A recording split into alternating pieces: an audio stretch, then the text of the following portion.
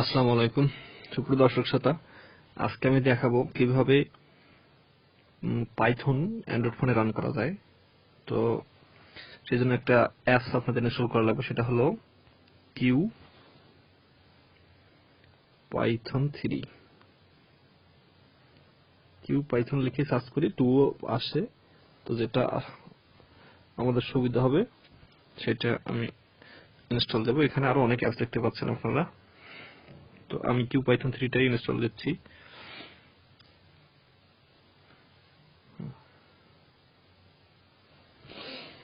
তো 20 MB। তো আগে পাইথন সম্বন্ধে কিছুটা আপনাদের বলে রাখি। তো বর্তমান পাইথন দিয়ে করা যায় না এমন কোনো কাজ নেই ইন্টারনেটে। পাইথনের ডিজাঙ্গো ফ্রেমওয়ার্ক থেকে অনেক ফ্রেমওয়ার্ক রয়েছে যেগুলো খুবই প্রচুর ব্যবহৃত এখন এখন ভালো ভালো ডেভেলপারদের কাছে জনপ্রিয় একটা ল্যাঙ্গুয়েজ হলো পাইথন। তো পাইথন শেখা যারা শুরু করছেন তাদের জন্য, যারা একেবারে বেসিক থেকে শুরু করছেন তাদের অনেক সময় দেখা যাচ্ছে যে কম্পিউটারে সবসময় বসে থাকা সম্ভব হচ্ছে না বা হয় না।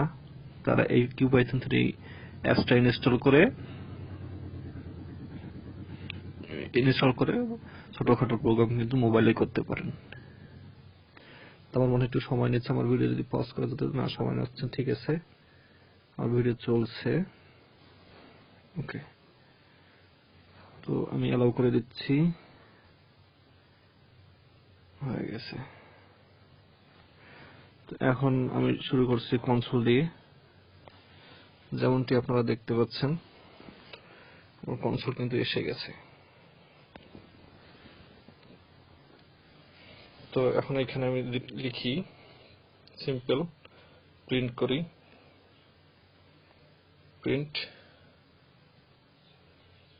দুঃখিত প্রিন্ট 2 দিলাম, জাস্ট সিম্পল। এখন রান করলে আমার 2 কিন্তু প্রিন্ট হয়ে গেছে, ঠিক আছে। অথবা যদি আমরা কোনো স্ট্রিং প্রিন্ট করি, প্রিন্ট ডাবল কোটেশন করি,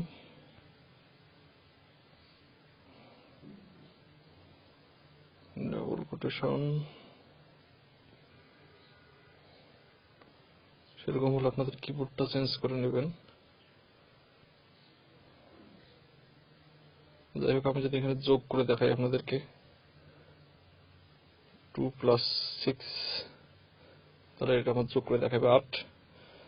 এইভাবে আমরা প্রোগ্রাম অ্যান্ড্রয়েডে রান করতে পারি। অথবা দেখা যাচ্ছে যে আমি কপি পেস্টের অপশন এখানে রয়েছে, সিলেক্ট করার অপশন রয়েছে। এখন যদি আমি এডিটরে যাই, এডিটরও এখানে করা যেতে পারে। এখানে যেমন এই যে আমি এখানেও করে দেখাচ্ছি, প্রিন্ট 8। এখান থেকে আমার রান করতে হবে।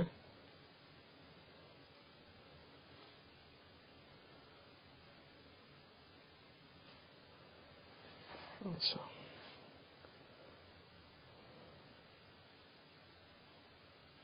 রানের অপশন, রান করার জন্য কিবোর্ডটাকে তো হাইড করা লাগবে।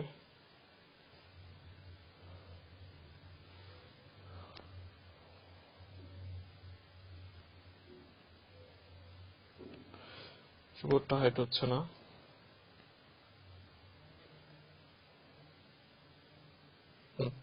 কিবোর্ড হাইড হয়েছে,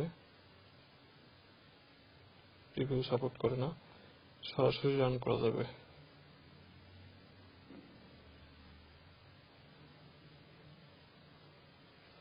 তো এখানে আবার কিছু colour size, font size setting রয়েছে, সেগুলো আপনার ইচ্ছা মতো করে দিতে পারেন।